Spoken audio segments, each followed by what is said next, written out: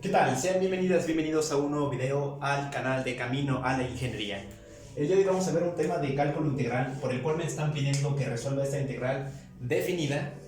Esa integral es definida, que está con un límite inferior 0 y un límite superior b. Entonces, si nos damos cuenta que es una integral definida, tenemos que aplicar el teorema fundamental del cálculo.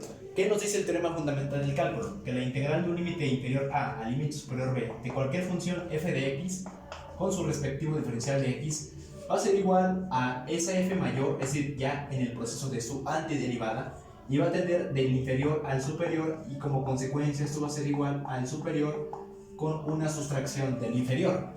Hay otro método que son sumas de Riemann, donde son igual para integrales definidas. La diferencia es que una es como si fuera una aproximación, aplicando sumatorias o propiedades de las sumatorias con respecto a incluso con la función de Gauss, con esta misma formulita de n por n a la más 1 sobre 2. Entonces, esa sería la forma por el método de Gauss, pero no vamos a aplicar por Riemann ni por Gauss, sino ni por propiedades de las sumatorias. Vamos a estar aplicando este teorema fundamental del cálculo, pero importante entender esto. Si nos damos cuenta, u sería menos 1, nada más para analizar a la integral, u es menos 1 y el diferencial debe ser pues menos de x. Como consecuencia no está completo y es como si fuera este u a la n, por darle una estructura, pero nos damos cuenta que no, ya que no tiene concordancia el u, o sea el argumento, con su diferencial. Lo que tenemos que hacer aquí es aplicar propiedades trigonométricas y de hecho esta función que les voy a poner aquí arriba, o esta ecuación, es muy usada en números complejos, ya que e a la i pi es igual al coseno del ángulo más j, que es la parte imaginaria del seno del ángulo. Incluso hasta en electromagnetismo o en electricidad y magnetismo, por ejemplo, cuando ya los vectores o los componentes de x y y tenemos que aplicar números imaginarios, es decir, ubicarlos en el plano cartesiano. Además de esta misma ecuación me puede servir en álgebra lineal, para números complejos, para matrices, en otras materias, por ejemplo en circuitos eléctricos, cuando trabajamos con impedancias, es decir, con fasores, ocupamos la parte real y la parte imaginaria. Incluso esta formulita que está aquí nos ocupa para transformar, digamos, de la forma rectangular a la forma polar, aplicando ciertas metodologías. La idea que les estoy explicando nada más ver el comportamiento de la función en varias materias. En la ley de Coulomb, en ecuaciones de Maxwell, campo magnético, campo electromagnético y eléctrico, pero sus aplicaciones son muchas. Entonces, ya analizando el comportamiento de esta función que es aplicada en muchas materias, vamos a darle el enfoque a esta integral. Si nos damos cuenta, e a la i pi es igual al coseno del ángulo más j seno del ángulo. Si tomamos el ángulo como si fuera pi, es decir, e a la i pi es igual al coseno de pi más j por el seno de pi. Como consecuencia, este factor se va a eliminar para poder yo dejarme nada más, es decir, con la parte real. Eliminando este j seno de pi, e a la i pi, disculpen, e a la i pi es igual al coseno de pi. Y tomando en cuenta que el coseno de pi es como si fuera 0.99, pero fíjense, si lo tomamos aquí, vamos a hacer una prueba nada más para ponerlo aquí. Ok, si tomamos la magnitud, es decir, el término en radian, aquí nos va a dar menos 1. El coseno de pi en radianes es menos 1, debido a que como estamos tomando pi, y pi en geometría analítica es muy usuable, muy común, para cónicas, para hallar ecuaciones ordinarias, generales, ubicar la magnitud o el radio de un círculo, pero vamos a dejarlo en orden de los radianes. Aplicando esa idea en orden de los radianes, incluso a las materias que ya mencioné, al igual se ocupa, como en álgebra lineal, como en circuitos eléctricos, circuitos electrónicos, ecuaciones de Maxwell, electromagnetismo, es muy común. Entonces, coseno de pi, como consecuencia, es igual a menos 1. Entonces, yo voy a dejar esta igualdad que a la i pi es igual a menos 1. Y para yo hacer, vamos a suponerlo el método para esta integral, como si fuera un cambio de variable o una sustitución del argumento u. Es parecido, pero quiero que analicen componente y que vean el porqué de las cosas. ¿Por qué aplicamos el teorema fundamental del cálculo? Debido a que es una integral definida. ¿Por qué aplicamos esta función y no una identidad trigonométrica? Debido a que es un comportamiento algebraico. Y al verlo de que es una función algebraica X, podemos decir que menos 1 tiene ciertas funciones en otras materias, es decir, en otras ecuaciones, como lo que es la entidad de Euler aplicada en términos reales y en términos imaginarios. Entonces, nada más para analizar eso, voy a dejar esta igualdad. Y al compararla con esto, yo puedo sustituir, es decir, me va a quedar como la integral de límite inferior 0 a límite superior 1 de la función f de x, que sería esta, que vendrá siendo e a la i pi, en este caso a la x, por el diferencial de x. Como consecuencia, esto va a ser igual a poder trabajar aquí le dicen los exponentes, podemos simplificar esto como la integral de 0 a 1 de la función, es decir, e a la i pi x por el diferencial de x. Y ahora sí podemos trabajar esa integral, ya que el término imaginario con el respecto pi, o sea el número irracional pi, podemos definirlo que es una constante. Claramente es 3.1416, pero está representado como pi, como ese símbolo matemático. Entonces, en cada integral, si ya sabemos, siempre sacamos las constantes para definir la integral de una manera más sencilla. Incluso todo el comportamiento que estamos usando es álgebra, ¿sale? Por ejemplo, el de los exponentes. Muy bien. Entonces, siguiendo esta idea, como consecuencia, esto va a ser igual a sacar i pi, me va a quedar 1 sobre i pi, e a la i pi de x. Y ahí termina. Y la voy a evaluar después de 0 a 1. Y se preguntarán, ¿cómo es que sale esto? Perfecto. Voy a borrar poquito esta parte. Ya sabemos la igualdad de la función. Y voy a borrar el teorema fundamental del cálculo. Nada más para explicar. Ahorita lo vuelvo a escribir.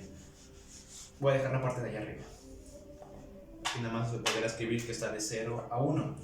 El por qué sale esto, si recuerdan, en una integral exponencial, la integral de e a la u por du es igual a e a la u más c. Entonces, matemáticamente el u, que es el argumento del exponente, debe estar completo, es decir, su diferencial tiene que estar completo, como una tapa.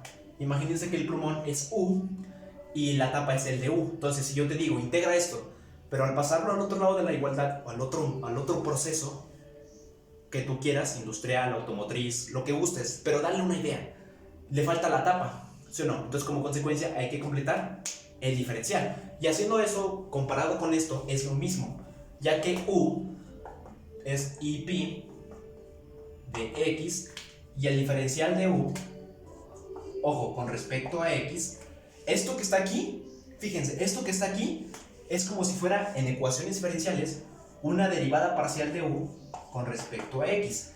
Es decir, comparando con otra materia, como lo que es ecuaciones diferenciales, nada más para darles la idea, u es la variable, pero fíjense, lo voy a hacer con respecto al denominador.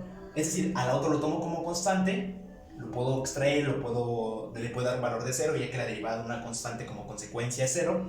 Pero fíjense, al decirlo que con respecto a esa variable, para mí todo lo demás es constante, y con el denominador, es decir, con lo que me importa que esté abajo, lo voy a tomar específicamente para derivar. Nada más dándole la idea a una ecuación parcial con una ecuación ordinaria. Entonces, sabiendo los elementos de que u es igual a i pi de x, el diferencial, me queda de x. Debido a que esto, si lo aplicamos, fíjense, ¿cómo sale el de x? ¿Cómo es que sale? Fíjense que todo este factor es como si fuera u y todo este factor es como si fuera v. Si recuerdan, la derivada con respecto de x de u por v es igual a u por la derivada del segundo más el segundo término por la derivada del primero. Haciendo esta idea, para mí u es u i pi, ok. Por la derivada de x es 1. Pero fíjense, si lo estoy haciendo con respecto a x, al derivarlo, para mí todo lo demás es constante, si recuerdan, aplicado con la ecuación de la parcial. Entonces voy a tomar i pi como constante. Entonces tengo u, que es i pi, ok, por la derivada de x, que es 1, más el segundo término x por la derivada, que es 0. Entonces me queda i pi. Pero fíjense que incluso en términos de derivada, la derivada de una constante es 0. ¿Y por qué la derivada de x es x? Porque al momento de yo completar ese diferencial, se vuelve de x. No sé si es claro. Fíjense, para dejarlo más claro, aparte de este ejemplo, voy a pasarlo al término de la integral. Esto que estaba aquí, generalmente estaba 1 sobre i pi.